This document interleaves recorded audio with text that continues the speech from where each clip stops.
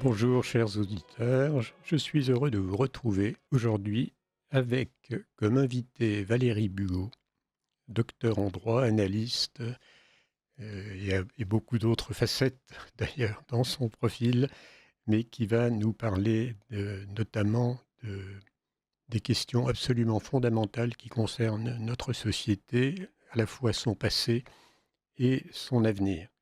Mais avant d'aborder ces vastes questions, un petit point d'actualité médicale avec le docteur Philippe Piloquet. Docteur, Oui, bonjour Monsieur voilà. Tasso. Alors, Bonjour à tous les auditeurs. alors de quoi allez-vous nous parler aujourd'hui? Alors, deux sujets d'actualité, et puis je terminerai par un petit conseil. Le premier sujet concerne un élément dont on a beaucoup parlé dans les années 2000, où plusieurs études montraient une augmentation du risque de développer des allergies, et en particulier un asthme, chez les enfants nés par césarienne. Alors, ce travail, à l'époque, avait fait grand bruit et a été renouvelé. Malheureusement, ou heureusement dans ce cadre-là, les résultats ont été discordants. Certains confirmaient donc ce premier travail, d'autres étaient beaucoup plus modérés. Et donc on en est resté là, je dirais, avec un avis très partagé sur cette différence entre enfants nés par césarienne et enfants nés par voie basse. Et ce qui est intéressant, c'est qu'une étude récente d'une équipe finlandaise vient de montrer que l'expression des gènes qui participent à la réponse immunitaire sont augmentés. Alors, l'étude est faite au niveau du placenta, au niveau du cordon ombilical des enfants qui viennent de naître. Eh bien, ces gènes qui sont liés à l'inflammation sont augmentés en cas de naissance par voie basse et moins, bien sûr, pour chez les enfants qui naissent par césarienne. Alors, après, il faut parler signification. Qu'est-ce que cela veut dire? Eh bien, simplement que la naissance par voie basse amène un stress, évidemment, pour l'enfant. Stress de la naissance proprement dite, lié aux contractions de l'utérus, et également un contact avec la flore vaginale, c'est-à-dire un certain nombre de microbes qui vivent dans la cavité vaginale, comme on peut en avoir d'autres sur la peau. Ce contact avec des agents étrangers pour l'enfant vont apporter donc un plus dans le sens où il va y avoir progressivement une éducation du système immunitaire du bébé.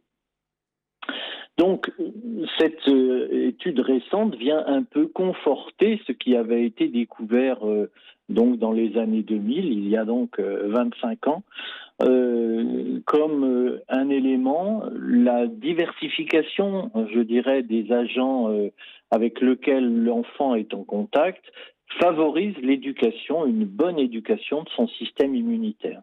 Alors là, je vous interromps parce que ça m'a fait penser en vous écoutant à des études qui avaient été faites par le docteur Gernez, mais il y a beaucoup plus de 20 ans, Ah oui, qui concernait justement l'inconvénient de l'asepsie pour les oui, naissances en milieu hospitalier.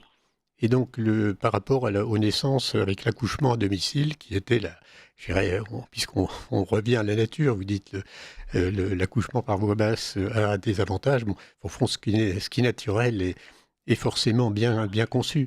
Et là, ce qu'avait noté le docteur Gernès, c'est que justement, le fait d'être en milieu aseptique prive l'enfant du contact durant ses premiers jours avec ce qu'il trouverait dans l'atmosphère domestique. Et il conseillait donc aux familles de prélever avec un aspirateur les poussières ambiantes de la maison et oui. de les rejeter dans l'atmosphère de la chambre d'hôpital. De l'enfant. Mais donc, Oui, oui, c'est tout à fait conforme à ce que vous venez de dire, c'est que le système immunitaire a besoin d'être stimulé. complètement. Et ça a été vérifié. Vous le savez, il y a eu des études sur les enfants qui naissent à la campagne et ceux qui naissent dans la ville. Alors, il y a le problème de la pollution, certes, mais pour tous ces phénomènes allergiques, il y a moins d'enfants allergiques quand ils naissent, moins d'allergies quand ils naissent à la campagne. Et c'est encore le même principe, hein, la diversification des antigènes que l'on trouve à la campagne va favoriser l'éducation du système immunitaire. Oui, mais la naissance à la campagne, elle est impossible aujourd'hui. Non, mais je parle de naissance, là c'est dans les jours qui Ah suivent oui, la d'accord. naissance. Oui, oui, oui. Mhm. L'enfant revient dans son milieu familial et là, une ambiance, je dirais, naturelle va augmenter les capacités ou l'éducation de son système immunitaire. Alors ça, c'était le premier sujet qui est quand même intéressant quand on note l'augmentation de toutes les maladies auto-immunes. Les auteurs d'ailleurs de cet article concluent qu'il y a des différences donc significatives dans l'expression des gènes et que la conséquence n'est peut-être pas qu'immédiate. Il pourrait y avoir des conséquences à un âge plus tardif pour cet enfant. Ça reste à démontrer, mais je pense qu'il y aura d'autres travaux qui seront consacrés à ce type d'études. Le deuxième sujet correspond à une publication. Alors pour l'instant, c'est un projet de décret, donc on aura certainement l'occasion d'en reparler. Projet de décret qui correspond au code de déontologie des pharmaciens. Alors, ce code de déontologie, celui qui est actuel, est très ancien et donc on a voulu le remettre à jour, en particulier à cause d'Internet. Vous allez me dire, Internet n'est pas récent, mais c'est un code qui est très ancien. Et donc, la publication est attendue au printemps. Là encore, j'aurai l'occasion d'en reparler certainement. Alors, je vous livre simplement quelques éléments qui concernent donc les modifications qui seront apportées à ce code de déontologie, comme par exemple l'information et la publicité. Donc on va observer dans les vitrines des pharmacies de la publicité pour des médicaments ou pour un certain nombre de produits vendus dans la pharmacie. Chose qui n'était pas réglementaire auparavant. Alors, ce code va également préciser les relations entre le pharmacien et les autres professionnels de santé. Donc, c'est un encadrement qui sera plus défini, en fait, dans ce nouveau code. Un élément qui n'existait pas, la fidélisation des clients, avec des réductions pour les personnes qui se présenteront régulièrement à la même pharmacie. Donc on va avoir des avantages. Pour l'instant, ce n'est pas précisé, hein, on va voir ça apparaître dans les mois qui viennent, mais il y aura donc fidélisation des clients. Un élément également, ce sont les conduites à tenir devant les victimes de sévices. Le pharmacien aura l'obligation d'agir, si possible en recueillant le consentement de la personne qui est victime de sévices, sauf si la personne est mineure, bien sûr, ou dans l'incapacité de donner ce consentement. Donc vous voyez que le pharmacien va avoir également un rôle au niveau de l'information et de la déclaration donc, de personnes en situation de danger. Enfin, le devoir de conseil, vous allez me dire, c'est déjà fait, mais là, il va être défini. Le pharmacien aura un devoir de conseiller les personnes qui se présenteront à lui pour des traitements ou pour la prise de certaines molécules. Information qui, là encore, alors c'est à la mode actuellement, vous le savez bien, c'est une information qui sera donc labellisée, le pharmacien étant en capacité professionnellement de donner un avis éclairé. Bon, ce qu'ils ont toujours été, d'une certaine façon. Complètement. Les pharmaciens sont des professionnels de la santé et ce point-là n'est pas vraiment nouveau. Mais alors, ce que je retiens et ce qui va me servir de transition avec le plus gros de l'émission, c'est que vous avez évoqué une certaine marchandisation de l'acte pharmaceutique, c'est-à-dire l'introduction dans l'univers de la pharmacie de procédures de publicité ou de réduction commerciale, etc., De qui, fidélisation, voilà, oui. alors qui ont un sens que je ne critique pas forcément. De toute façon, la publicité dans les pharmacies, il me semble que ça fait très longtemps qu'on la constate. Mais peut-être Oui, ça va être élargi ou peut-être que c'était une tolérance plus exactement. une règle du code déontologique.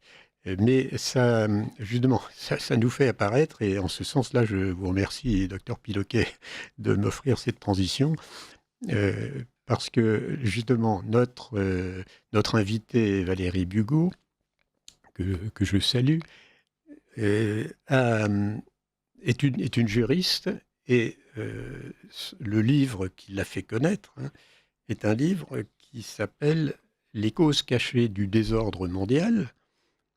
Et parmi ces causes cachées, si j'ai bien compris, il y a effectivement l'importance croissante dans nos sociétés, et pas depuis la guerre de 14, depuis plusieurs siècles, d'un certain nombre de personnages qu'on peut considérer comme les grands commerçants. Enfin, Valérie Bugot emploie le terme aussi de grand argentier. Mais si vous voulez, l'influence de la monnaie, de la création monétaire, de la finance sur la société depuis quelques siècles a été souvent signalée et contestée ou justifiée. Je pense que cet aspect commercial est beaucoup moins étudié. Alors, je m'adresse à vous, Valérie Bugot. Qu'est-ce qui vous a amené à faire cette étude historique qui était peut-être votre sujet de thèse, ou pas? Bonjour Dominique. Merci de m'inviter. Oui, effectivement, j'ai écrit, enfin, le livre qui m'a fait connaître s'appelle Les raisons cachées du désordre mondial. Il est composé de 2 tomes. Et ce qui m'a amené à ces sortes de découvertes, si je puis dire, parce que moi-même, j'en ai appris beaucoup en travaillant sur ces sujets, eh bien, c'est mon travail sur l'entreprise qui a commencé, comme vous le mentionnez, à l'occasion de mon travail de thèse.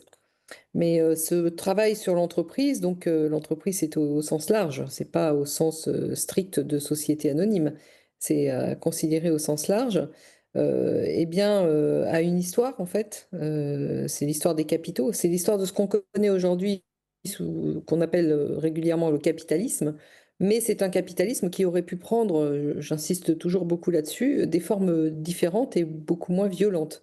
Or, cette forme particulière du capitalisme accapareur s'est développée à la faveur du développement des compagnies des Indes, et en particulier des compagnies des Indes hollandaises des Provinces-Unies et britanniques par la suite, puisque les capitaux qui étaient hébergés dans les Provinces-Unies se sont transférés à la faveur de la volonté de Cromwell à la City de Londres. Cromwell étant le premier, enfin disons, à mettre les premières pierres au développement de l'Empire britannique. Et cet Empire britannique, aujourd'hui, ne correspond évidemment pas à l'Angleterre ou même à la Grande-Bretagne. Il correspond à l'empire financier apatride qui a progressivement gagné, d'un point de vue institutionnel, le monde entier, puisque aujourd'hui, ces armes que j'appellerais presque de destruction massive sont le parlementarisme, fondé sur des partis politiques qui sont des organisations idéologiques, et l'existence d'une banque centrale, elle-même contrôlée par les grands banquiers, en tout cas les grandes banques qui œuvrent en sous-main et qui sont à la fois jugées parties. Et ça existe à tous les niveaux, et en particulier au niveau international. Et alors, Avec avant un point de... d'orgue à la BRI, à la Banque des règlements internationaux, qui fait la réglementation, qui régule les activités bancaires de ses membres, des États qui sont eux-mêmes soumis par le biais du parlementarisme à ce que j'appelle les banquiers commerçants, c'est-à-dire les grands argentiers Mais finalement. alors, avant Mais ces d'en argentiers, ils sont évidemment cachés, et cachés derrière en particulier l'anonymat des capitaux. Avant d'en arriver à notre actualité avec la BRI et autres, vous avez parlé de Cromwell, mais je pense qu'il faut peut-être remonter euh, encore plus loin, puisque vous mentionnez dans ce déséquilibre qui est apparu, ou dans cette confrontation qui est apparue entre le pouvoir proprement politique, qui a toujours existé, et le pouvoir financier ou commercial, qui est l'élément nouveau, vous mentionnez la Magna Carta comme ayant déjà joué un rôle. Alors, est-ce que vous pourriez justement expliquer en quoi, enfin d'abord, un petit peu ce qui s'est passé à l'époque, parce que moi, je l'avais évidemment, tout le monde connaît cette histoire, mais la dimension économique de cette charte n'est pas connue. Non, c'est pas la dimension économique, c'est la dimension politique qui n'est pas connue. C'est-à-dire que la Magna Carta, c'est issu de la révolte des grands barons d'Angleterre contre le roi d'Angleterre. Et à l'époque, le roi d'Angleterre était garant de l'intérêt général. Donc, quand les grands barons se sont révoltés, ils se sont révoltés pour des raisons essentiellement, oui, c'est là où effectivement il y a des enjeux économiques, ils se sont révoltés pour des raisons fiscales, de privilèges et autres avantages socio-économiques. Donc, quand ils se sont révoltés, ils se sont organisés et ils ont créé un conseil des barons. Le conseil des barons ayant finalement primauté sur les décisions du roi d'Angleterre. Et à ce moment-là, si vous voulez, on a enfin, aujourd'hui, on connaît la Magna Carta, ça nous est présenté comme la quintessence de la démocratie, mais c'est une escroquerie. Ces grands barons, enfin, ce conseil des grands barons, en réalité, c'est un rapport de force avec le roi d'Angleterre qui lui-même était dépositaire de l'intérêt général. Donc c'est déjà un rapport de force d'intérêt de caste, d'intérêt particulier de nature économique sur la volonté politique d'une personne, mais qui représentait en fait l'ensemble de ces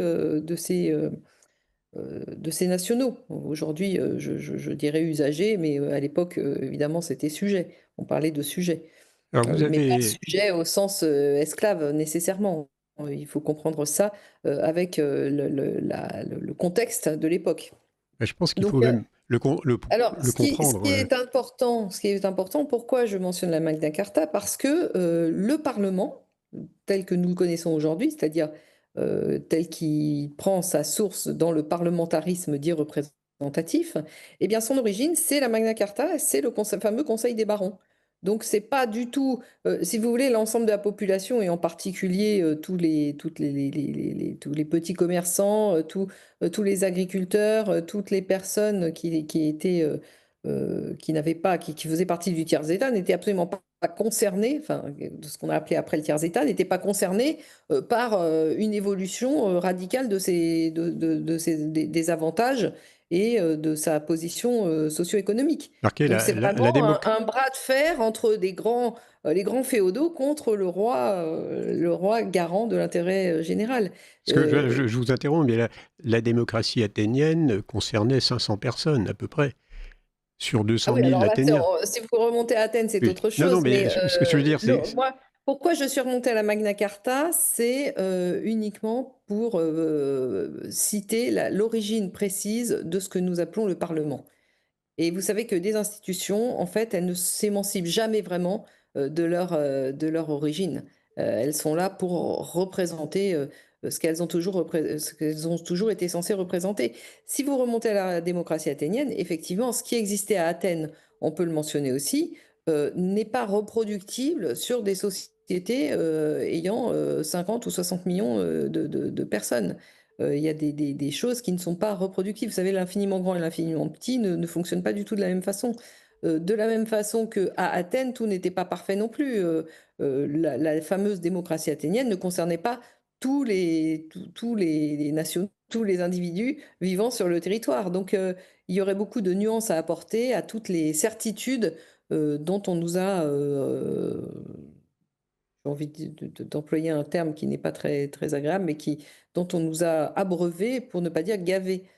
C'est-à-dire qu'il faudrait reprendre en fait toute l'histoire avec beaucoup plus de nuances que ce que nous avons, nous avons eu l'habitude de percevoir des évolutions historiques. Parce que vous avez mentionné l'intérêt général, en disant, évidemment, que le monarque, le roi d'Angleterre, avait pour mission de représenter l'intérêt général. Est-ce que vous faites une différence entre le bien commun et l'intérêt général? Alors, de notre position aujourd'hui, en 2025, je ne fais pas réellement de différence. On pourrait en faire, mais je pense qu'aujourd'hui, on est dans une telle situation de détresse, en matière de contre-pouvoir que, faire la distinction, ça risque de perturber plus les gens que ça n'apporterait d'effet, bénéfique. Ah oui, non, mais Le je ne critique pas du tout le fait que vous... L'intérêt général, si vous voulez, c'est la somme des intérêts particuliers d'une population qui, existe sur un territoire. Donc l'intérêt général, il n'existe pas en tant que tel, il existe en tant que rapport de force. Il existe en tant que prise en compte, heu, permanente d'intérêts, différents et variés. Donc ce qui signifie que quand on parle d'intérêt général, on parle forcément derrière de l'existence d'un arbitre pour arbitrer justement systématiquement parmi tous ces intérêts particuliers. Le problème dans nos sociétés, c'est que tous les intérêts particuliers ne sont pas représentés. Les seuls intérêts qui sont représentés sont les intérêts qui disposent d'un low buying, c'est-à-dire les intérêts financiers supérieurs. Plus vous êtes riche et plus vous avez un droit de représentation dans l'État tel qu'il se présente aujourd'hui. Donc, quand je dis riche, il ne faut pas l'entendre au sens où, je dénigrerais, la possibilité pour tous les individus de s'enrichir. Il ne s'agit pas de ça. Il s'agit là de richesses de type, monopolistique ou oligopolistique, mais de toute façon, de nature accapareuse. Parce que, C'est oui, de alors, ces richesses-là dont je parle. oui, bah, effectivement, parce que je pense qu'il y a une, une notion très importante dans le bien commun qui a été perdue de vue, justement, quand on est passé à l'intérêt général. Et ça, je viens de le lire dans un article de Claudéon qui va paraître dans le prochain numéro du CEP. Donc c'est pour ça que je l'ai en tête. Et Claudéon revient, à propos du bien commun, à la notion d'Aristote, selon laquelle l'homme est un animal politique. C'est-à-dire qu'il est par nature, il est par nature membre d'une société. Et si on va jusqu'au bout de cette idée de l'homme par nature animal politique, le contrat social de Rousseau n'a pas lieu d'être, puisque le contrat social Ça a toujours été suppose une un philosophe. individu qui vit par lui-même et qui, à un moment, décide de former une société. Or, ça n'a jamais été le cas. Si loin qu'on remonte dans l'Antiquité, les sociétés sont des sociétés organisées avec une hiérarchie, un ordre, etc., mais dans lequel, justement, comme chacun est membre de cette société, par nature, il y a un bien que tous peuvent partager de façon tout à fait comme la sécurité, comme la prospérité générale, comme disons, la vertu du groupe. Et évidemment, toutes ces notions ont été perdues quand on est passé à un intérêt qui serait la somme des intérêts particuliers, c'est-à-dire qu'on change de société, là. Et c'est effectivement en Angleterre que ça apparaît avec Hobbes, Locke, enfin, je pense. Hein, donc, parce que qu'est-ce qui vous a amené à, à désigner le Royaume-Uni ou l'Angleterre Alors, comme le lieu où ça a je commencé à mal m'excuse, tourner? mais Est-ce que, est-ce qu'il, oui, effectivement, il y avait quelque chose en Angleterre qui, alors, est sans doute, enfin, là, je vais prolonger, mais lié au fait que, avec cette Magna Carta et l'influence des barons, il y a, d'une certaine façon, le monarque perd de ce qu'il possédait dans l'ancienne société, parce on a évoqué le mot sujet tout à l'heure. Mais à Athènes, tous ne votaient pas, tous n'étaient pas représentés, participant à l'élaboration des lois, etc. Mais tous étaient citoyens, hormis les esclaves.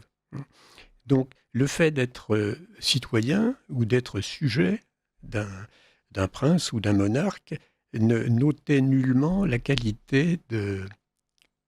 Voilà. Est-ce que nous avons retrouvé Valérie? Oui, alors, Voilà, oui, c'est bien. je m'excuse, mais je vous entendais plus, ça coupait complètement et Non, donc non, mais après ça s'est déconnecté. ça n'est pas grave. Donc, j'en étais revenu à vous poser la question, justement, pourquoi particulièrement, enfin, pourquoi avez-vous désigné particulièrement l'Angleterre? Alors, évidemment, il y a la Compagnie des Indes. Et là, j'avais une question à ce sujet. Est-ce que, il me semble, j'ai entendu dire que Locke et Adam Smith étaient en lien financier avec la Compagnie des Indes, c'est-à-dire étaient stipendiés par la Compagnie des Indes. Est-ce que vous savez si c'est vrai? Alors, excusez-moi, oui, je vais répondre à votre question, mais je voudrais revenir sur ce que vous disiez parce que vous avez fait une tirade assez longue et vous aviez parlé du contrat social de Rousseau. Mhm. Donc, je trouve que c'est important de revenir dessus parce que cette histoire de contrat social, c'est une vaste fumisterie. Ça n'a jamais été Rousseau n'était pas juriste et le contrat social, ce n'est pas un concept opérationnel. Ça ne l'a jamais été. Ça a été utilisé et mis en avant, effectivement, pour justifier l'existence d'une constitution. Or, cette constitution, elle est justement enfin, elle n'est pas naturelle. Elle est pour organiser la société autour de ce que nous avons appelé tout à l'heure le Parlement, au sens du parlementarisme représentatif. Donc, Rousseau, qui était contre la représentation, a justifié avec son histoire de contrat social l'existence d'une constitution fondée justement sur l'existence du Parlement.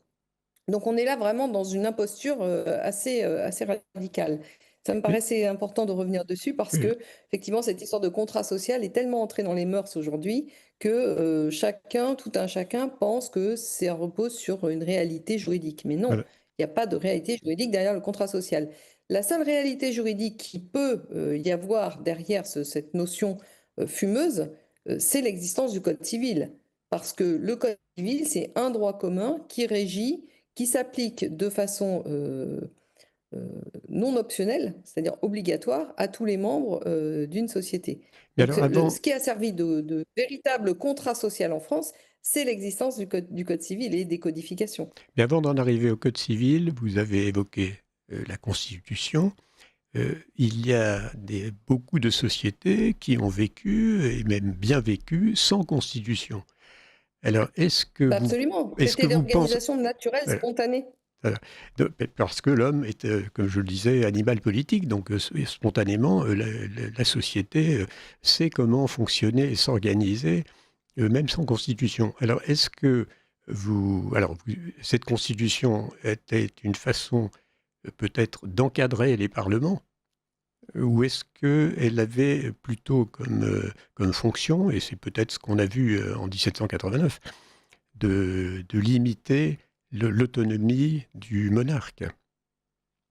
Non, mais la Constitution, elle a servi à plusieurs choses, mais elle a servi essentiellement à imposer l'existence du parlementarisme représentatif. C'est à ça qu'elle a servi en premier lieu. Et donc, un Parlement qui décide de lois. En fait, le rôle essentiel du Parlement dans les constitutions qui ont découlé dans les premières constitutions, et celles qui existent encore aujourd'hui, eh bien, c'est le Parlement qui édicte les lois. C'est la fameuse séparation des pouvoirs qui n'existe pas dans les faits, parce que cette séparation des pouvoirs, elle est abusive dans la mesure où elle repose sur les partis vainqueurs aux élections qui détiennent en réalité dans leurs mains tous les pouvoirs, c'est-à-dire exécutif, législatif et judiciaire. Donc, tout ça, c'est une imposture, il faut bien le prendre en considération. L'existence on a vécu pendant des centaines d'années sans constitution. La constitution n'a servi qu'à imposer un parlement qui a pris le sens qu'il avait au Conseil des barons, c'est-à-dire un parlement de nature représentative. Je rappelle quand même que sous l'Ancien Régime, le terme de parlement existait, mais ça représentait des cours de justice. Donc, c'était pas du tout le même. Le sens a été complètement dévié, vidé de sa substance pour le remplacer par et là, ça nous amène au nominalisme, justement, philosophique. Donc, en fait, toutes ces histoires sont liées à des dérives qui ont eu lieu successivement. Et ce qu'il faut comprendre des constitutions, c'est qu'elles n'ont servi qu'à une chose, c'est imposer le parlementarisme représentatif. C'est leur rôle essentiel et c'est une organisation qui n'est pas naturelle. Aucune société au monde ne s'est organisée avec autour de gens qui décident d'édicter des lois à l'infini. Parce qu'il faut bien comprendre que l'existence, ça a quelque chose de dément, d'organiser toute une société politique autour d'un organe, d'un organisme qui a pour fonction essentielle de créer des lois. Personne, aucune société n'a besoin de gens qui créent des lois tout le temps, tout le temps. C'est justement la garantie de l'insécurité juridique, ce truc-là. Et l'insécurité juridique, c'est l'insécurité tout court. Oui, Donc, c'est limite, il faut oui, bien comprendre que tout ce qui est constitution, en réalité, a servi à imposer cette suprématie des détenteurs de capitaux, c'est-à-dire a servi à imposer un régime plutocratique. Et ce régime plutocratique, on peut l'appeler république, on peut l'appeler monarchie, ce qui existe en Angleterre ou en Espagne, on peut l'appeler régime unitaire ou régime fédéral, mais peu importe, en fait c'est une plutocratie. À partir du moment où vous êtes organisé autour d'un parlement avec des partis politiques qui sont de nature, qui sont des organisations idéologiques, hein, un parlement reposant sur des organismes idéologiques appelés les partis politiques et l'existence d'une banque centrale, ça n'a strictement rien à voir avec la démocratie. Donc il faut arrêter de croire que le terme démocratie est lié avec constitution, est lié avec parlement et est lié avec tout ça. En fait, tout est une imposture depuis le début. Il faut reprendre l'origine des rapports de force pour comprendre dans quel régime nous vivons. Le sens, le nom qui a été donné à ces régimes n'a aucune importance. Que vous soyez en Angleterre, en Espagne, en France ou en Suisse, vous vivez tous en plutocratie parce que le rapport de force institutionnel a basculé en faveur de ceux qui détiennent les capitaux et qui les détiennent, je répète, dans une mesure monopolistique, pour ne pas dire oligopolistique, pour ne pas dire monopolistique, parce qu'en réalité, ça serait plutôt monopolistique. Mais bon, entre les deux, il y a quand même un écart assez faible. Alors, il y a un point qui me semble choquant, moi, avec les parlements, c'est le fait que des gens élus, évidemment, pour nous représenter, se croient capables de décider de tout. Et il y a un exemple historique qui est quand même très, très parlant, c'est celui de Cléopâtre. Alors, vous savez que César aurait voulu épouser Cléopâtre, mais César était marié. Cléopâtre est venue à Rome pendant plus d'1 an pour obtenir du Sénat romain la possibilité de se marier avec César. Alors, il ne manquait certainement pas de sénateurs qui auraient bien voulu plaire à César, mais ça n'a pas été possible. Ça n'a pas été possible parce que ça n'était pas le rôle du Sénat de fixer les lois du mariage, qui relevaient de la société proprement dite, enfin, donc d'autres instances. Et donc, Cléopâtre est repartie bredouille en Égypte. Et c'est quand même frappant. Enfin, on a eu, il y a quelques années, la question du mariage pour tous. Mais donc, justement, on a des gens qui ont été élus pour nous représenter et qui pensent être capables de le faire sur toutes sortes de sujets, y compris des sujets absolument fondamentaux dans la société. Donc là, c'est un point sur lequel on voit à quel point ce que vous appelez la plutocratie déchire le tissu social. En fait, on crée ça n'est plus une société, justement. C'est-à-dire que l'animal politique aristotélicien se voit privé des choix les plus profonds qu'il était capable de faire. Ben, il s'en voit privé. Pourquoi? Parce que il a délégué volontairement. C'est pas que les représentants se sentent capables, c'est qu'on on leur a donné un blanc-seing pour légiférer sur tous les sujets qui leur passaient par la tête, y compris et surtout ceux qu'on leur suggérait, ceux que leur suggéraient les gens cachés derrière derrière la scène. Hein, parce que il faut bien comprendre que pour être élu, il faut appartenir à un parti politique, et ce parti politique, il a besoin de financement. Enfin, je ne sais pas si tous vos auditeurs connaissent le montant absolument pharaonique d'argent en jeu dans une élection, mais c'est phénoménal. Une élection, ça coûte un argent fou, un argent et une énergie folle dépensés, non pas pour améliorer le bien-être de la société, mais pour faire, du marketing et de la communication, sur une organisation idéologique. Et ça à l'infini, quel que soit le parti en question, que ce soit de droite, de gauche, du milieu, des extrêmes, tout ce que vous voulez, ils répondent tous à la même structure et aux mêmes besoins. Derrière, ils ne répondent qu'à une seule chose, avec la discipline de vote.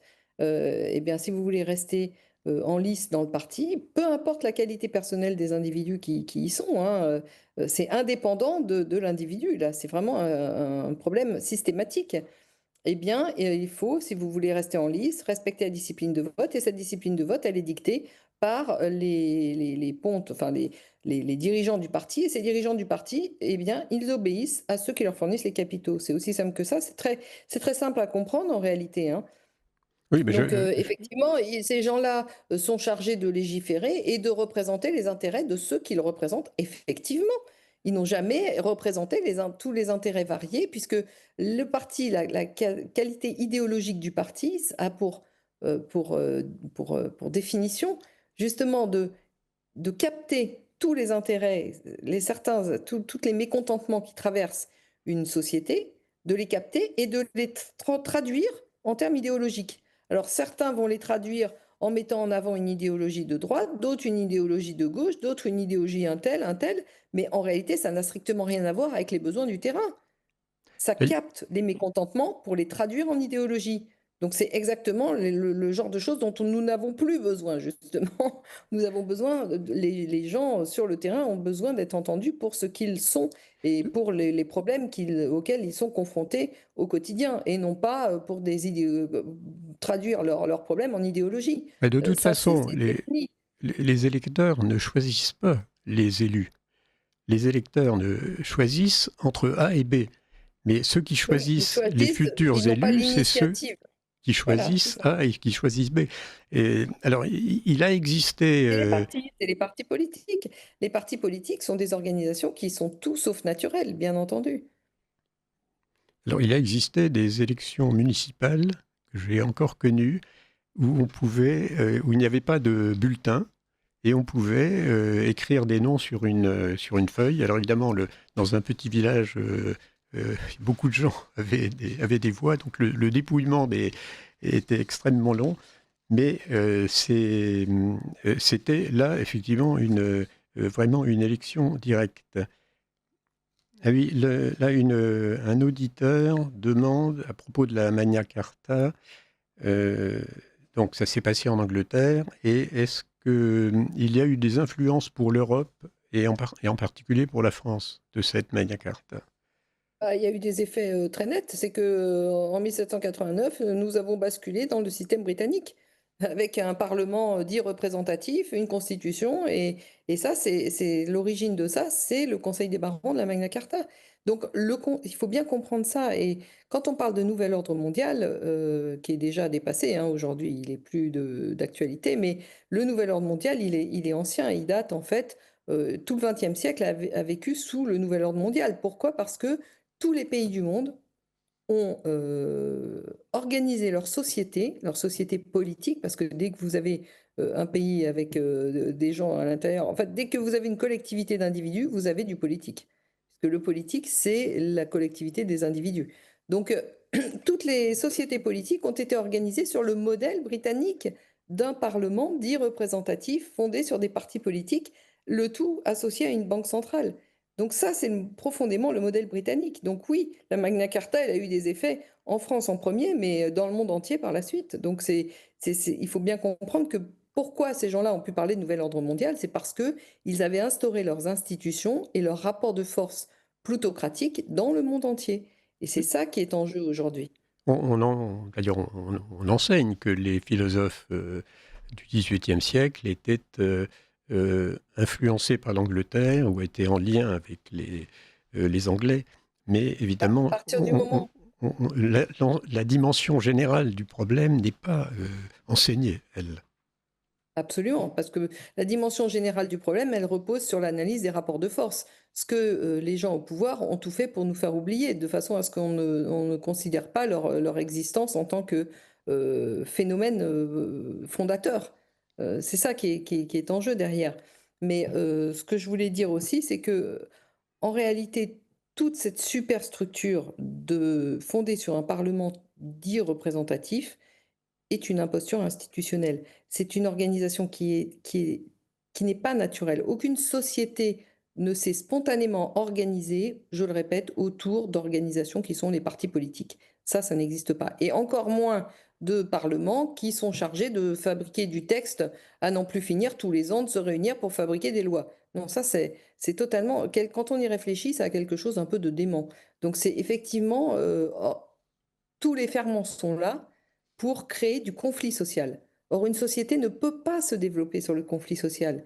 La société a besoin d'apaisement social et c'est pour ça qu'elle a besoin d'arbitres, de gens qui rendent la justice. Une société politique, c'est essentiellement, elle est, et pourquoi son existence est naturelle, c'est parce que dès que vous mettez plusieurs personnes ensemble, il y a des conflits et les conflits, il faut les gérer pour permettre aux gens de vivre ensemble sans s'entretuer.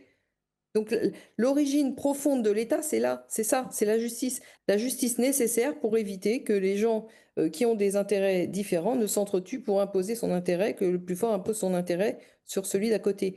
Donc tout ce qui a été organisé à partir de la multiplication des droits, et en particulier de ce qu'on appelle les droits de l'homme, c'est les droits de l'homme, en fait, c'est trop de droits tue le droit. Il n'y a pas des droits. Il y a un droit pour tous, ou alors pas de droit du tout. Ou alors, s'il y a plein de droits différents, lequel l'emporte sur les autres, c'est celui qui est le plus fort. Donc c'est l'organisation institutionnelle de la loi du plus fort. Et en l'occurrence, le plus fort, c'est le plus fort économique. Donc il faut bien comprendre, j'insiste beaucoup parce que c'est tellement énorme que effectivement on a du mal à, à comprendre les implications profondes de ce système, de cette imposture institutionnelle.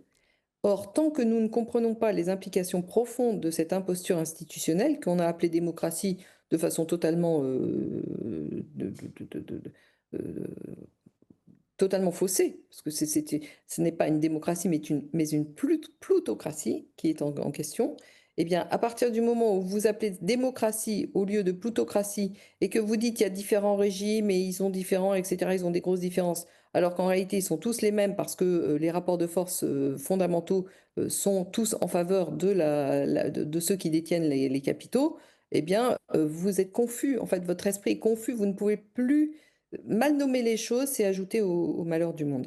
Alors, Et ça, c'est très important de le comprendre. Et à partir du moment où vous avez des gens qui se sont emparés du pouvoir, mais sans le dire, ils mettent en avant des hommes qui sont prétendument des hommes politiques, alors qu'en réalité, c'est eux qui tirent les ficelles des décisions qui seront prises. alors à ce À sujet, partir du justement, moment où vous avez ça, il faut aussi comprendre qu'ils ont eu la nécessité d'organiser toute une université autour de ces gens-là. Ils ont eu la nécessité de justifier leurs décisions par des théories. Et les théories économiques ont été le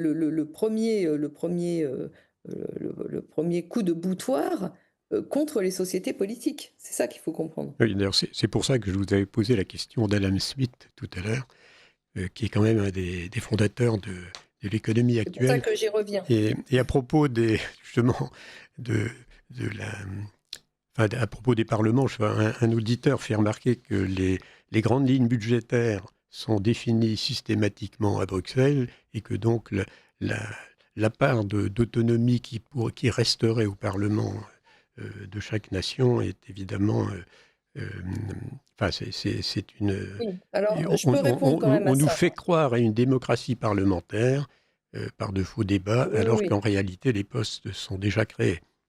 Oui, oui, alors effectivement, c'est une évidence, mais il faut quand même considérer que Bruxelles a été créée par nos démocraties parlementaires, ce qu'on appelle démocratie parlementaire. C'est que s'il n'y avait pas eu ces organisations chez nous, on n'aurait pas créé Bruxelles. Parce que le problème, c'est qu'il arrive un moment où effectivement, les gens qui sont au pouvoir ont tellement supprimé tous les contre-pouvoirs, sont tellement puissants qu'ils veulent diriger tranquillement, directement, sans s'embarrasser de personnel politique qui pourrait éventuellement les gêner. Mais n'oubliez pas quand même qu'à Bruxelles, les gens qui sont nommés à la Commission européenne sont nommés par les exécutifs de nos propres pays.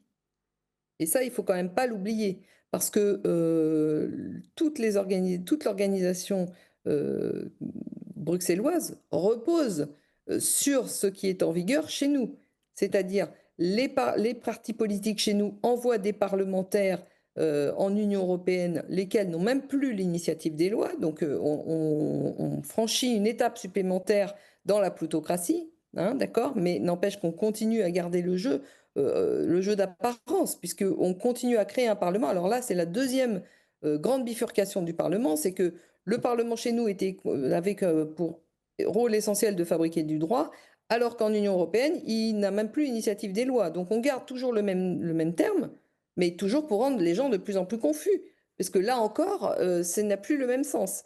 Donc les institutions européennes sont une super imposture institutionnelle et une super plutocratie par essence, mais une plutocratie qui n'a été capable et qui n'est capable de fonctionner que parce que nous sommes déjà nous-mêmes en plutocratie. Et c'est ça qu'il est important de dire.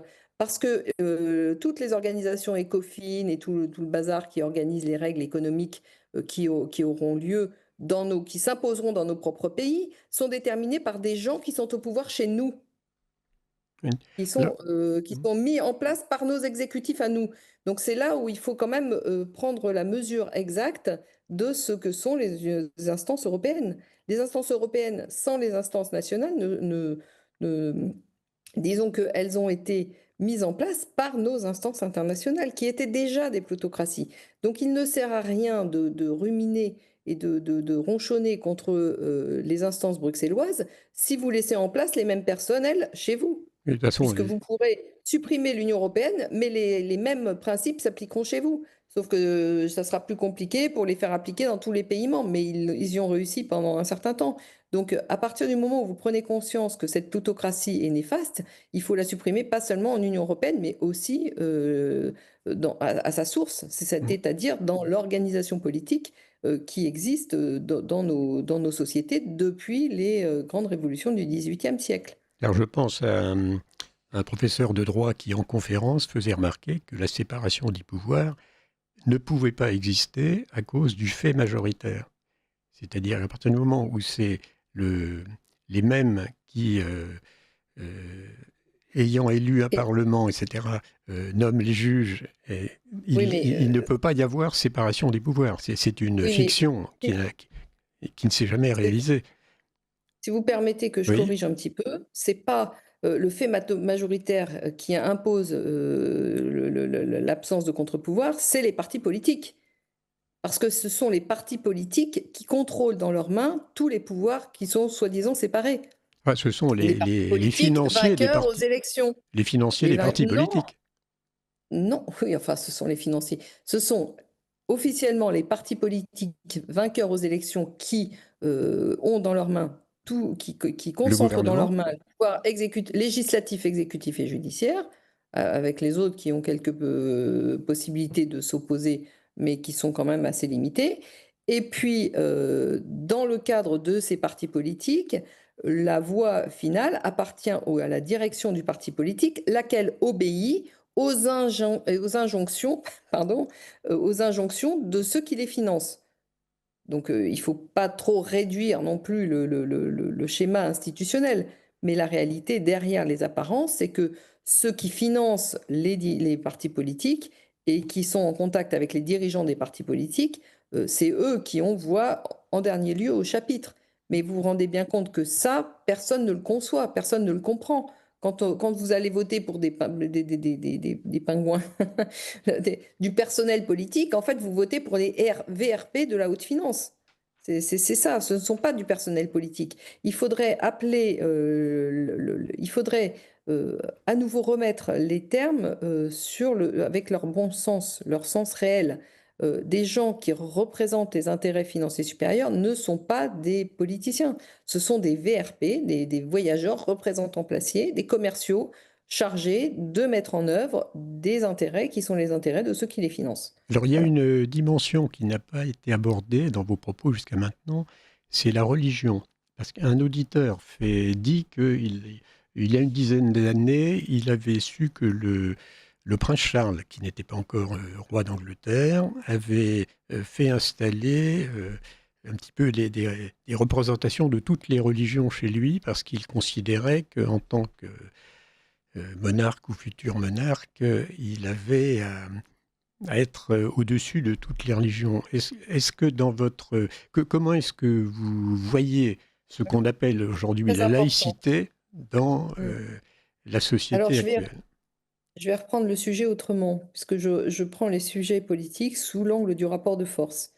Et en matière religieuse, le rapport de force, encore une fois, l'ordre institutionnel qui s'est établi en faveur du pouvoir temporel et à la défaveur du pouvoir spirituel, parce que vous savez qu'au Moyen Âge, dans toute l'Europe, il y avait deux pouvoirs fondamentaux qui se faisaient face, c'est le pouvoir temporel et le pouvoir spirituel. Le pouvoir spirituel était représenté par Rome et le pouvoir temporel par les rois et tout ce qu'on a appelé Les les princes. monarchies. Pardon? Les princes. Les princes chrétiens. Voilà, c'est Oui. ça, tout le système monarchique du Moyen Âge. Alors, lorsque c'est Henri VIII, je crois, qui a voulu divorcer de sa femme, Rome s'y est opposé. Et pour des raisons de querelle, si vous voulez, personnelles, Henri VIII a rompu avec Rome. Et il a créé une religion qui lui était totalement soumise sur son territoire, en nommant lui-même le pape de sa religion, qui était en l'occurrence l'archevêque de Canterbury. Donc l'archevêque de Canterbury, la religion anglicane, une fois née, devait tout au souverain et au pouvoir temporel. Donc il n'y avait plus aucune marge de manœuvre du pouvoir spirituel sur le pouvoir temporel. Et ça, il faut bien le comprendre parce que c'est une bascule radicale du rapport de force. C'est à partir de ce moment-là, nous ne parlions pas encore de suprématie de la finance, mais nous parlions de suprématie temporelle. Et cette suprématie temporelle, avec le développement des grandes découvertes et le besoin de financement des compagnies des Indes britanniques, des grandes des épopées maritimes de cette époque, là, des temps modernes, de ce qu'on appelle les temps modernes, eh bien, le pouvoir temporel a basculé des mains politiques dans les mains financières. Voilà. Donc, c'est Et effectivement, là, je suis... ça s'est imposé chez nous à la faveur de la révolution Je de la suis révolution. tout à fait d'accord avec vous. Alors, nous allons faire une petite pause musicale et nous nous retrouvons dans quelques minutes. Chers amis, comme l'an dernier, notre généreux mécène s'engage à nous soutenir en cette fin d'année. Selon l'adage « Aide-toi et le ciel t'aidera », il s'engage à doubler chaque don qui sera fait à Radio Courtoisie entre le 1er et le 31 décembre. 5, 10, 50, 100 ou 1000 euros, chaque euro va compter. En cette fin d'année, plus que jamais, je vous demande de nous aider en participant à notre marathon du don. Vous aussi, participez au marathon du don de Radio Courtoisie. Faites un don en ligne sur soutenir.radiocourtoisie.fr ou envoyez votre chèque au 61 boulevard Murat, 75 016 Paris. Votre don est déductible de 66% dans la mesure de 20% de votre revenu imposable et 60% si vous agissez au nom d'une entreprise. Un don de 100 euros ne vous revient qu'à 34 euros. Par avance, merci. Vous êtes sur Radio Courtoisie et vous écoutez le journal dominical Lumière de l'Espérance, dirigé aujourd'hui par Dominique Tassot, sur le thème « Penser un nouvel état de droit et une nouvelle société ». Nous avons comme invité Valérie Bugeaud, qui est docteur en droit et qui est analyste géopolitique d'ailleurs, et auteur notamment des causes cachées du désordre mondial, donc qui a été un petit peu l'objet de la première partie de cette émission, et qui, je crois, c'est son dernier livre, Révolu droit, donc a mis par écrit une sorte de... c'est difficile à qualifier, c'est un livre qui sort tout à fait des critères habituels de livre, mais qui se pose la question de comment réformer, comment renouveler et comment faire évoluer notre société, dont à partir du moment où la cause de cette, l'anomalie majeure qui a abouti à cette plutocratie dans laquelle nous vivons, à partir du moment où on a analysé la cause, on peut normalement, en tout cas l'esprit humain a été conçu pour ça, proposer des remèdes. Donc, Valérie Bugeaud, justement, quel remède proposez-vous dans votre dernier livre, Révolu droit. Eh bien, les remèdes découlent directement des analyses et des constats que j'ai faits. C'est-à-dire que la source de nos problèmes, fondamentalement, c'est le parlementarisme dit représentatif, qui ne représente que les intérêts financiers supérieurs. Aujourd'hui, c'est d'autant plus vrai que il n'y a plus la distinction entre le bloc de l'Est et le bloc de l'Ouest que nous avons connu pendant la guerre froide et qui organisait de véritables contre-pouvoirs, mais extérieurs à nos institutions, mais qui avaient une représentation à l'intérieur de nos institutions. Avec la disparition de ces contre-pouvoirs externes, eh bien, tous les contre-pouvoirs internes ont disparu également. C'est la raison pour laquelle les institutions apparaissent, le roi est nu, c'est-à-dire qu'elles apparaissent pour ce qu'elles n'ont jamais cessé d'être, c'est-à-dire une organisation qui est au service de ceux qui la financent. Voilà.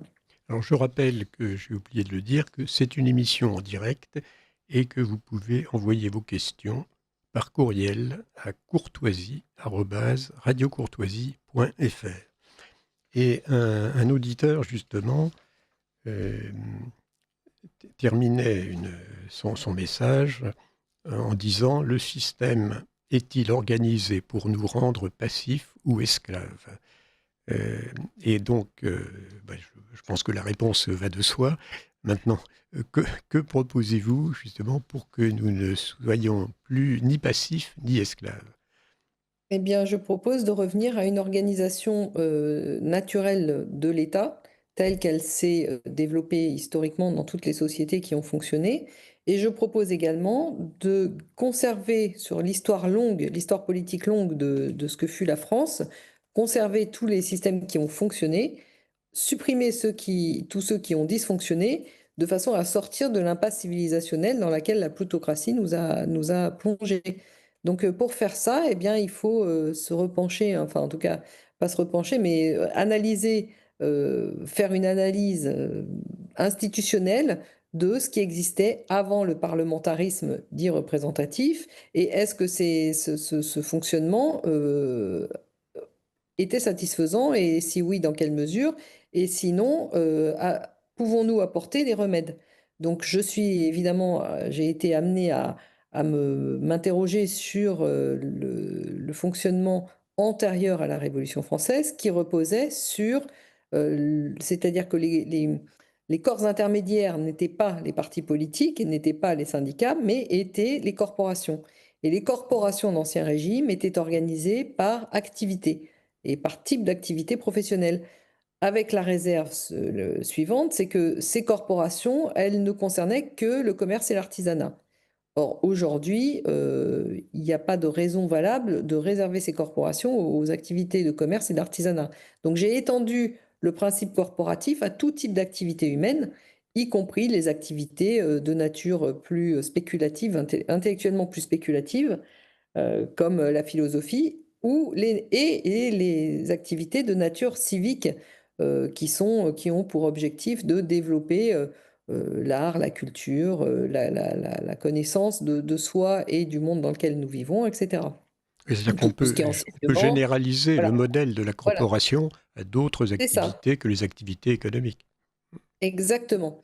Et puis, il ne faut pas non plus tout idéaliser. Ces corporations fonctionnaient bien, mais il y a quand même un risque, le risque de l'entre-soi. Parce que si nous vivons aujourd'hui dans l'entre-soi, il est évident que sur des organisations plus étroites que l'État dans son intégralité, il est facile de tomber dans ce genre de dérive. Donc, j'ai réorganisé au niveau national des contre-pouvoirs de façon à ce que l'entre-soi ne puisse pas prospérer dans le cadre de ces corporations renouvelées.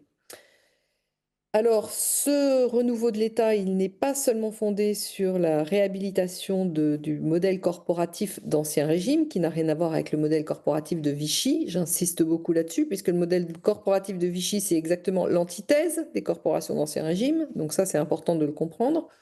Donc il n'est pas seulement fondé sur ce système corporatif d'Ancien Régime, mais également sur un renouveau territorial des communes, qui était aussi d'ailleurs le modèle qui existait dans l'Ancien Régime.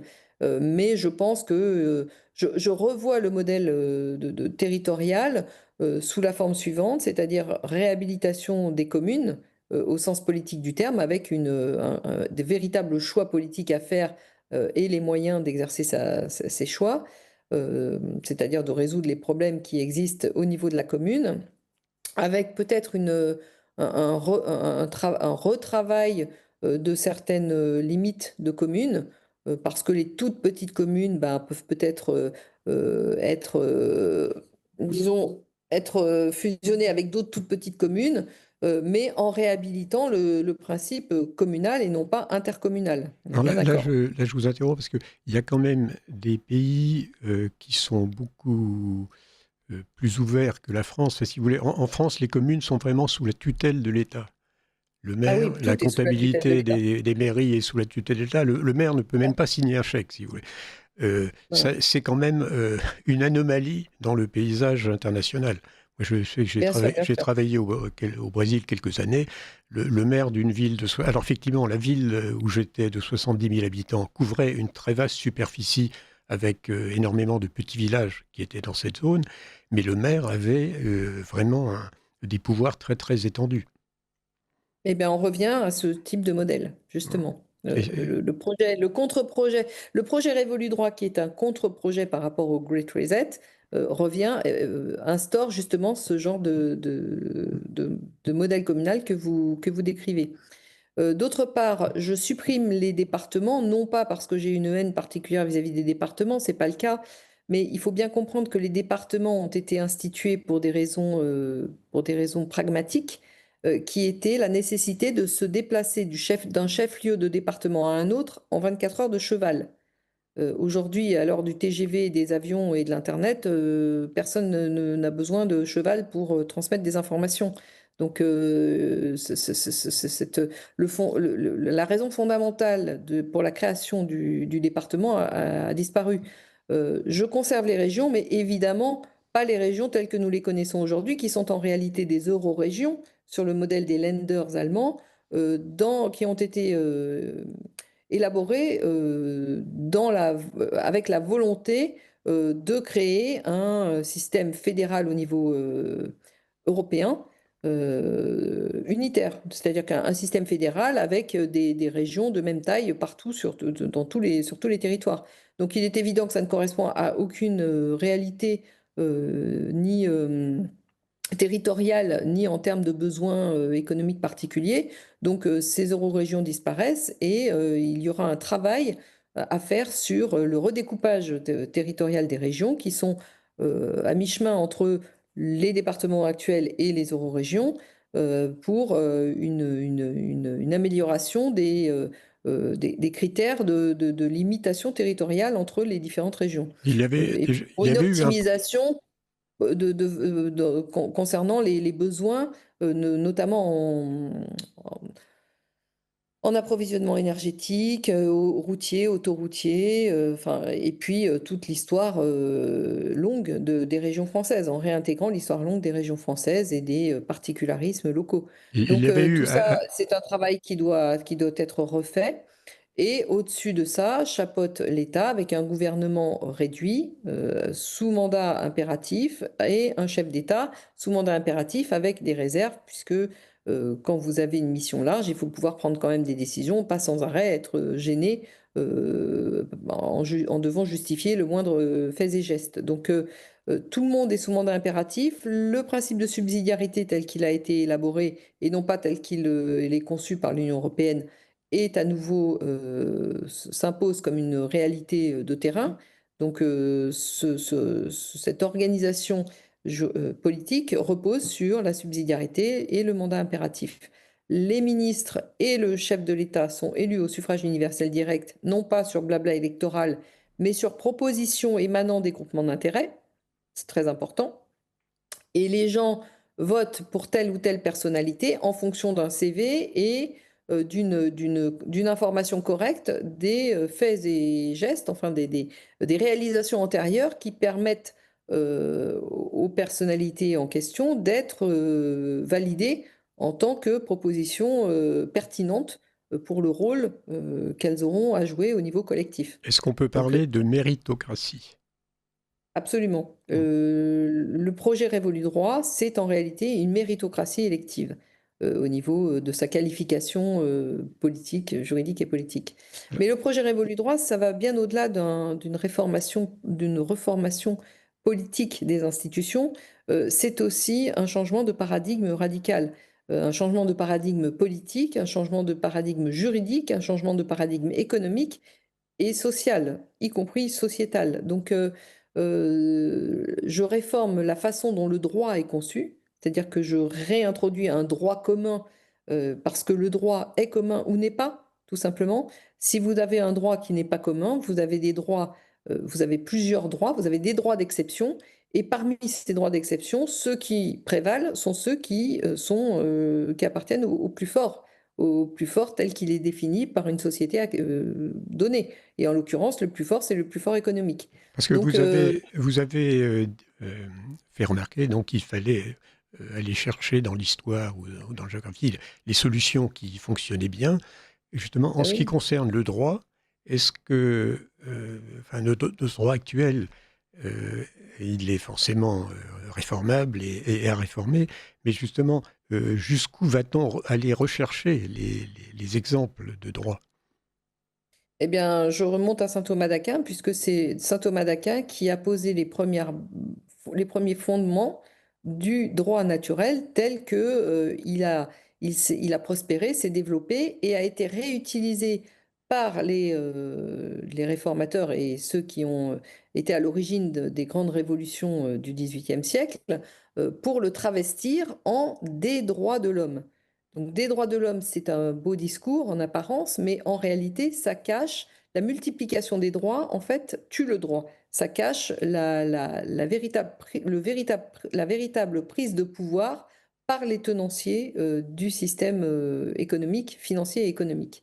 Donc, pour revenir sur cette emprise par les plus forts, qui sont les plus forts au niveau de la détention des capitaux, eh bien, il faut réinstaurer un droit commun qui soit le même pour tous et qui impose une égale responsabilité à tout le monde. Donc, de toute façon, il n'y a pas de droit sans responsabilité. Tous ces systèmes issus des révolutions du XVIIIe siècle ont cassé le lien entre droit et responsabilité. Or, il n'y a pas de droit sans responsabilité, justement. Je crois Et d'ailleurs que les... la responsabilité est le gage de votre droit. C'est-à-dire que si vous assumez, vous êtes capable d'assumer votre responsabilité, vous êtes capable aussi d'assumer votre droit face à d'autres qui ont d'autres intérêts que vous. Il me semble que chez saint Thomas, il n'y a pas de droit, il n'y a que des devoirs.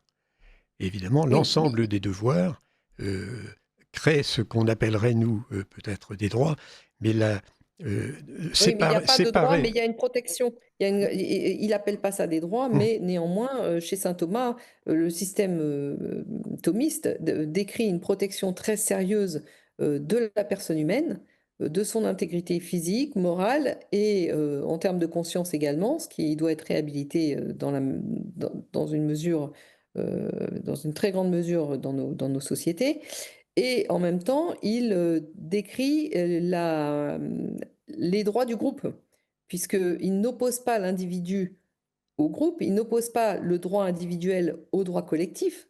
Ça, c'est encore une manipulation, puisque l'individu individuellement ne peut s'épanouir que lorsque la collectivité est favorable. Donc, si vous opposez l'un et l'autre, en fait, vous cassez le lien social.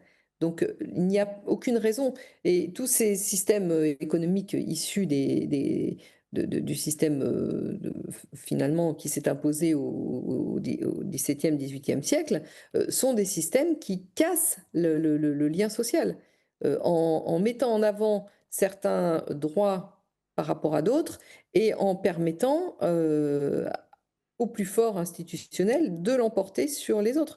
Quand ils ont créé un code des sociétés autonomes et à côté, pour faire la balance, un code de commerce, ils ont créé du conflit social. Or, aucune société au monde ne peut se développer sur le conflit social. Les sociétés, en termes de civilisation, ne peuvent se développer que si il y a un apaisement des conflits sociaux. Les conflits sociaux sont naturels dans une société puisque personne n'a les mêmes intérêts à défendre.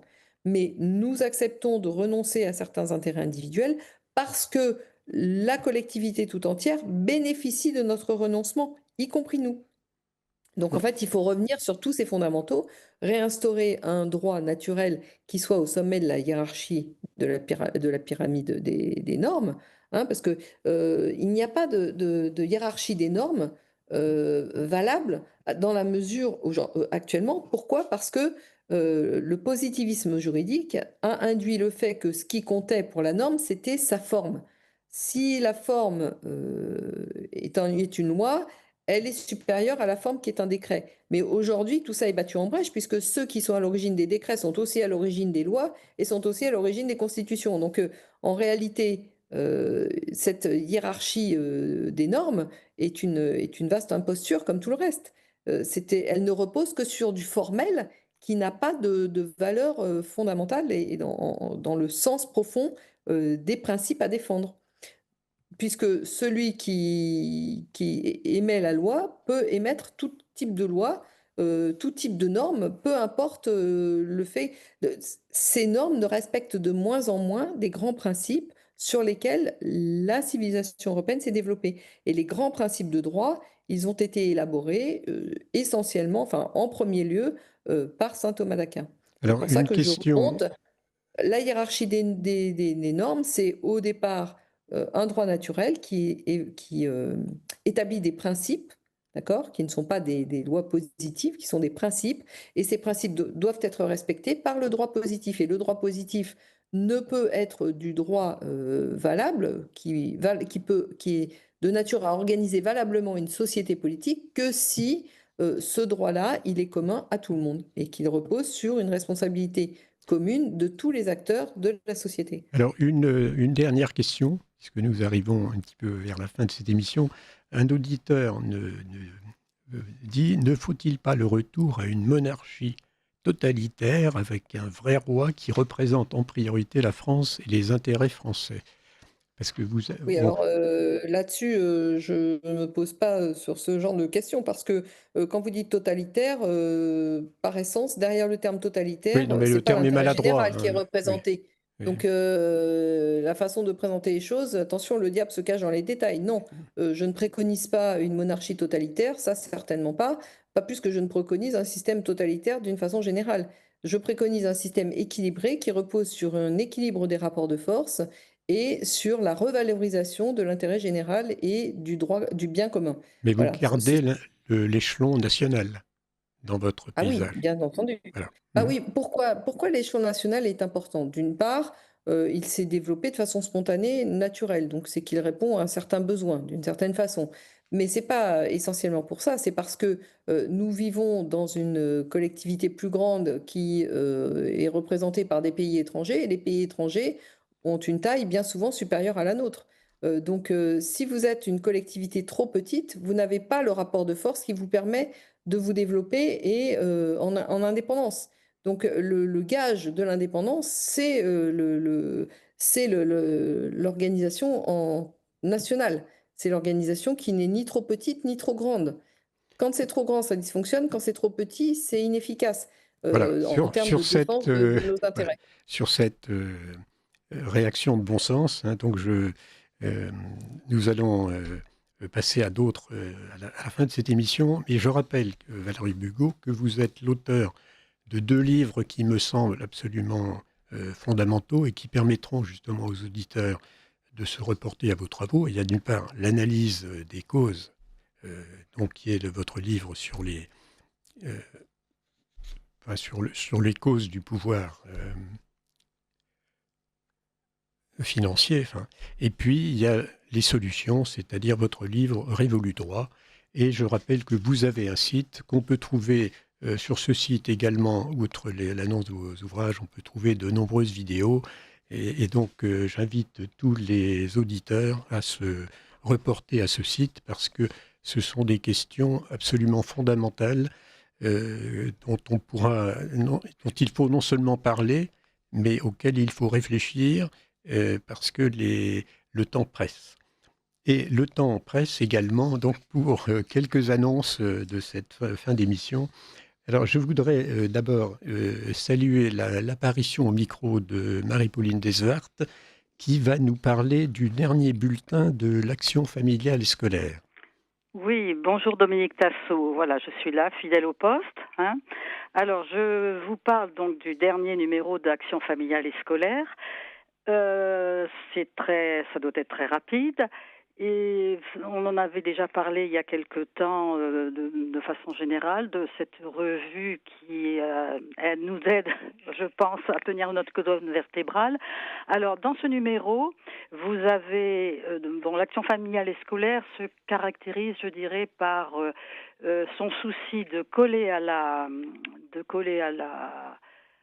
l'actualité, son souci d'éducation, de s'adresser aux jeunes, de leur donner des vivres, des moyens pour se défendre contre tout ce qui peut les attaquer, et puis aussi par des études profondes et bien sur tel ou tel sujet. Alors, dans le dernier numéro, vous aviez repéré oui, un article qui vous intéressait. Effectivement, le titre est En défense de l'inégalité. Voilà. Alors, c'est un titre qui interroge, donc oui. Voilà la question que je voulais vous poser. Alors, donc, parmi tous les sujets qui sont traités, et je trouve que vous avez très bien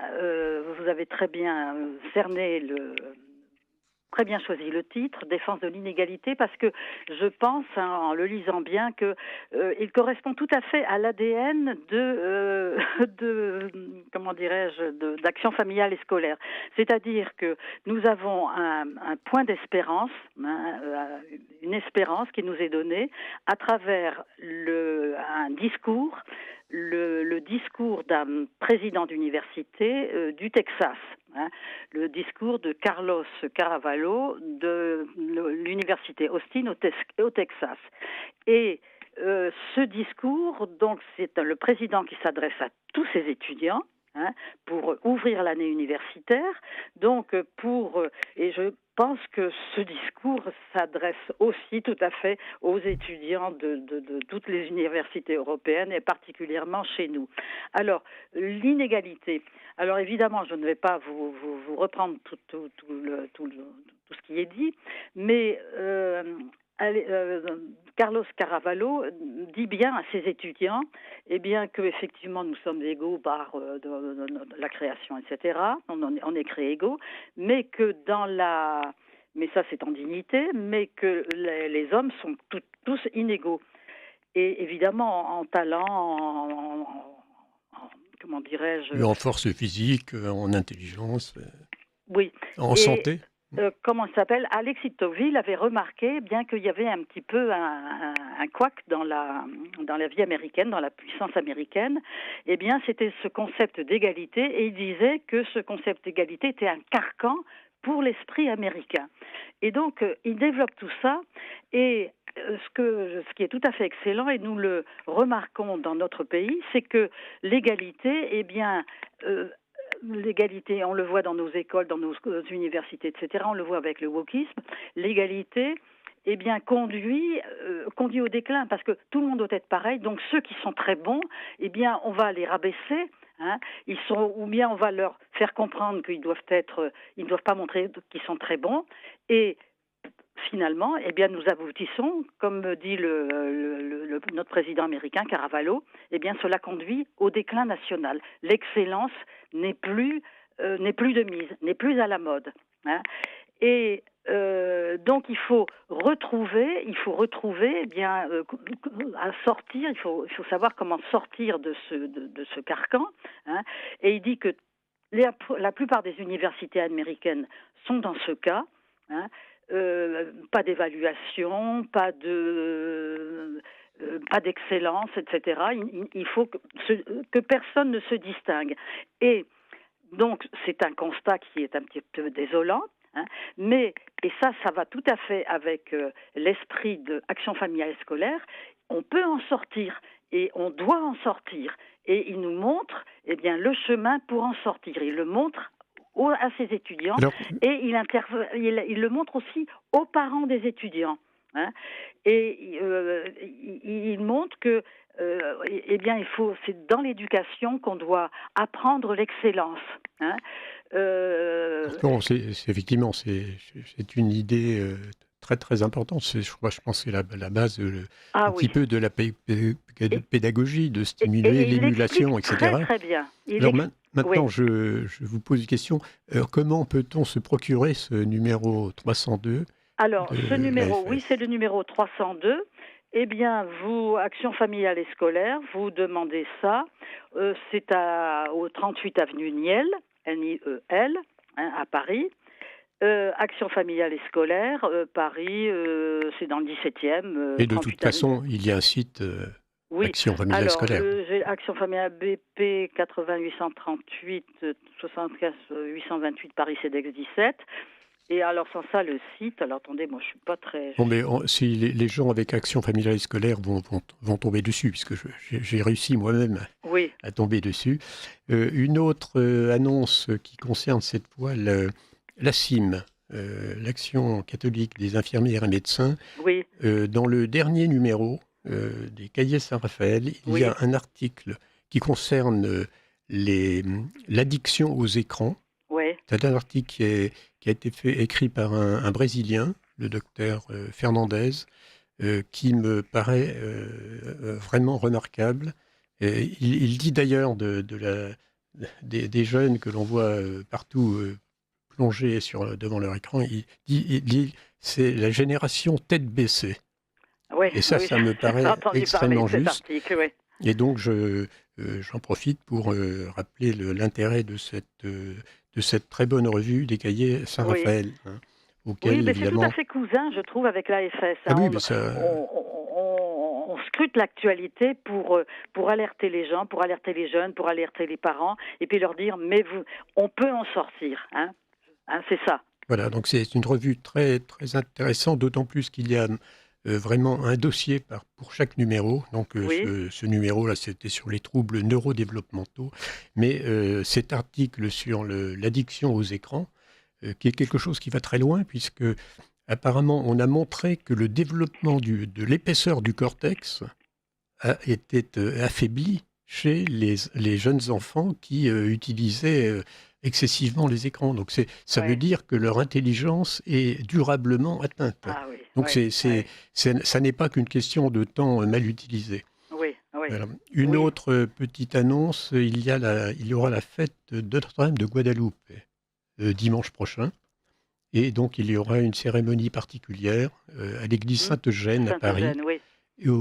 Et cette liturgie sera animée après la messe qu'il y aura une dégustation de plats mexicains et des musiciens mariachi qui donneront une teinte mexicaine à cette organisation. Alors je signale aussi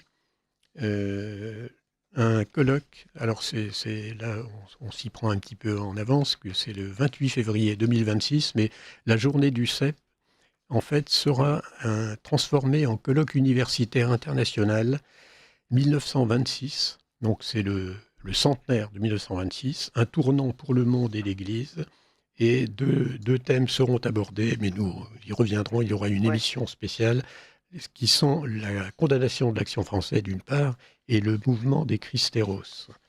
Oui. Et je signale en passant la parution, alors aux éditions Saint-Remy, d'un livre du paganisme dans l'éducation, le rôle de Monseigneur Gaume dans la contre-révolution Ah au oui, oui. XIXe siècle. Alors, ce livre est en fait la transcription d'un mémoire de DEA qui avait été soutenu par Madame Pascale Tassot il y a déjà une vingtaine d'années, mais qui n'avait pas été publié. Et cette question de... Alors, il s'agit du paganisme dans l'éducation, dans les écoles catholiques. C'est-à-dire, faut-il étudier les classiques païens ou les classiques chrétiens quand on est dans les écoles catholiques? Et cette question a été débattue. Il y avait en particulier entre Monseigneur Gaume et un certain nombre d'évêques, une querelle importante, mais Monseigneur Gaume était soutenu par Pie IX, et ce livre permet de retracer tout cet enjeu. Je signale également que le colloque du CEP, le dernier colloque qui avait lieu le 27-28 septembre sur le thème « L'essoufflement de la modernité », a été filmé quant à ces conférences, et les conférences vont être mises en ligne, mais tout ceci se trouve sur le site du CEP. Donc, je rappelle que l'ACIM, Action catholique des infirmières et médecins, présente cette revue Saint-Raphaël. Il y aura également une mission aux Philippines l'année prochaine, du 1er au 8 mars. Donc, les professionnels de la santé peuvent se faire connaître s'ils sont intéressés. Voilà, nous arrivons au terme de cette émission. Je souhaite à tous les auditeurs un bon dimanche et je vous dis au mois prochain.